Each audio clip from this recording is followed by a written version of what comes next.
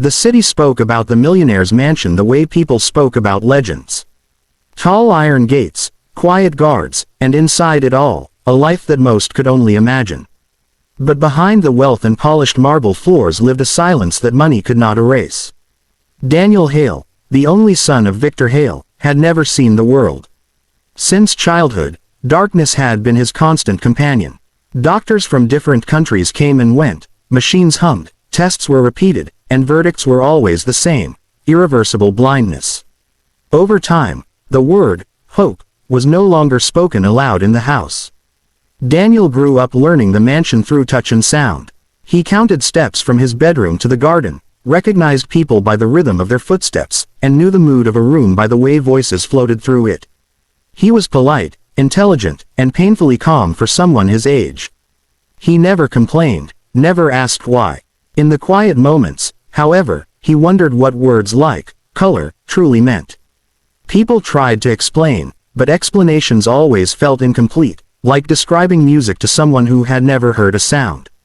Victor Hale watched his son from a distance more often than he admitted. He loved Daniel fiercely, but guilt followed him like a shadow. He blamed himself for everything: the accident, the exposure, the choices he had made when Daniel was too young to protect himself. Wealth had solved every problem in Victor's life except this one. The frustration hardened him, making him distant, impatient with false hope. One afternoon, the mansion hosted a charity gathering. Well-dressed guests filled the halls, their laughter echoing off the walls. Daniel chose to sit alone in the garden, away from the noise. He liked the feeling of the sun on his face and the scent of flowers carried by the breeze. His fingers brushed over rose petals when he heard unfamiliar footsteps, light, uncertain, but curious. A small girl stood in front of him, staring openly. Her name was Lucia, though Daniel didn't know it yet. She had wandered away from her mother, who worked quietly among the staff. Lucia was not impressed by wealth or frightened by silence. She simply looked at Daniel's face longer than anyone ever had. "Why don't you open your eyes?"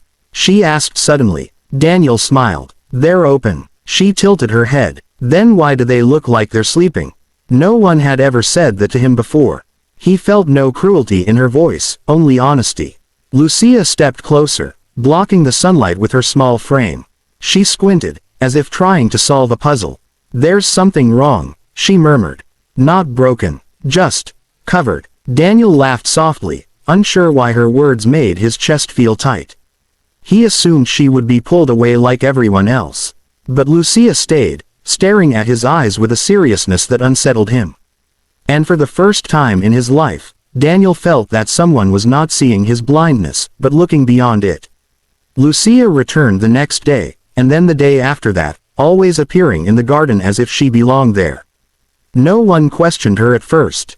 In a house where guests and staff came and went constantly, a small child easily blended into the background. Daniel, however, noticed her immediately. He recognized her footsteps now, lighter than the others, and the way she breathed quietly before speaking, as if she were thinking carefully about every word. She asked him endless questions. What did he dream about? What did he imagine the sun looked like? Did darkness feel heavy or light? Daniel answered patiently, sometimes amused, sometimes thoughtful. Her curiosity felt different from the pity he had grown used to. She never said she was sorry for him. Instead, she spoke as if they were equals sharing a secret. One afternoon, Lucia asked if she could touch his eyes. The request startled him. No one ever asked that.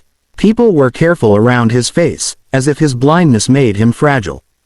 Daniel hesitated, then nodded. Her fingers were warm and gentle, brushing lightly near his eyelids. She leaned in close, her brow furrowed in concentration.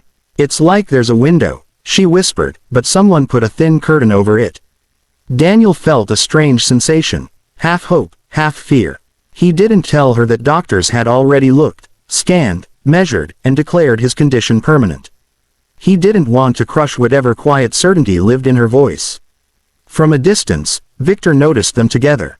At first, he assumed his son enjoyed the company of a child who didn't know better. But as days passed, Victor grew uneasy. He had seen this before, false hope wrapped in innocence.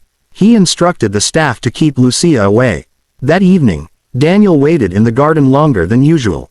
The sun moved across his skin, then slowly faded, but Lucia never came. A tightness formed in his chest that surprised him. He hadn't realized how much he had begun to look forward to her presence. The next morning, Lucia appeared again, breathless, as if she had run. "They tried to stop me," she said matter-of-factly. "But I needed to see you." She carried a small cloth and a bowl of warm water that smelled faintly of crushed leaves. Daniel asked what it was. "My grandmother says eyes remember things," Lucia replied. "Sometimes they just need help letting go." Before Daniel could respond, Victor's voice cut through the air, sharp and commanding. He demanded to know what was happening. Lucia stood her ground, clutching the bowl with both hands. "She says something is covering my eyes," Daniel explained quietly. Victor's patience snapped. He reminded them all of the doctors, the tests, the years of disappointment. His anger wasn't truly directed at Lucia, it was fear, raw and familiar. Fear of hoping again. Lucia looked up at him without defiance, only certainty. "They looked for sickness," she said. "But this isn't sickness." Victor turned away, unable to watch. He told them to stop. But Daniel spoke then, his voice steady. "Let her try." The garden fell silent. Lucia stepped closer. Daniel felt her fingers gently press the warm cloth against the corners of his eyes. At first, there was only warmth. Then a sharp sting, like sand caught beneath a lid. He gasped, instinctively pulling back, but Lucia whispered for him to stay still. Something shifted. A thin, almost invisible layer loosened, and a burning sensation spread. Daniel cried out, more in shock than pain. He felt moisture spill down his cheeks. Not tears, but something else, something leaving. Then, through the darkness, there was a flicker. Not a shape, not an image, just light. Daniel froze, afraid to breathe. "I see something," he whispered. Lucia continued, carefully, patiently. With each gentle movement, more of the strange film came away. The light grew stronger, sharper, until Daniel could sense shadows, then vague outlines. Victor turned back at the sound of his son's trembling voice. When Daniel said the words again, this time louder, Victor's knees gave out beneath him. He fell to the ground, staring in disbelief as his son blinked repeatedly, overwhelmed. For the first time in Daniel's life, the world began to emerge from the dark, not all at once, but enough to prove that it had been there all along, waiting. The days that followed felt unreal, as if time itself had shifted. Daniel's vision did not return in a rush, but in careful steps, like a door opening slowly after years of being sealed shut. At first, he could only distinguish light from shadow, then shapes, and later vague forms. That made his heart race with excitement and fear. Every morning he woke wondering if the miracle would vanish, but each day the world stayed, growing clearer. Doctors filled the mansion again, this time with disbelief replacing certainty. They examined Daniel's eyes repeatedly, speaking in hushed, astonished tones. Tests revealed what no one had considered before. A rare transparent residue, likely caused by chemical exposure years earlier, had gradually formed a thin hardened layer over his eyes. It wasn't detected by machines because it mimicked natural tissue too closely. It had never been true blindness, only a barrier. Victor listened to the explanations with tears he did not bother to hide. Years of guilt collapsed into gratitude and regret all at once. He realized how close he had come to accepting an answer simply because it came from authority, and how easily he had ignored the simplest truth, that sometimes, seeing requires more than instruments.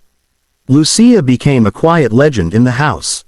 Staff members smiled when she passed, and even the guards greeted her warmly. She did not act proud or excited by the attention. To her, nothing extraordinary had happened. She had simply noticed what others had not.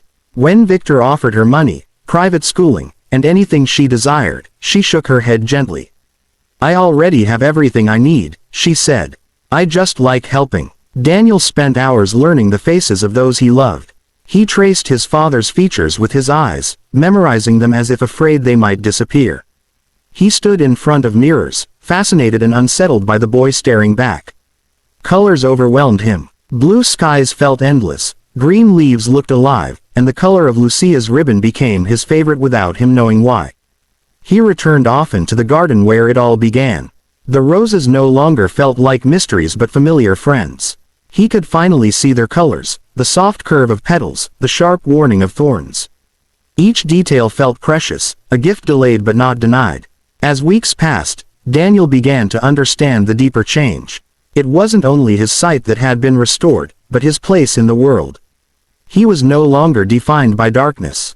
He could walk without counting steps, look people in the eyes, and imagine a future not limited by fear. Victor funded a foundation soon after, dedicating it to children who had been misdiagnosed, overlooked, or dismissed too quickly. He insisted it carry Lucia's name, not his own. When reporters asked why, Victor answered simply that true vision had nothing to do with wealth.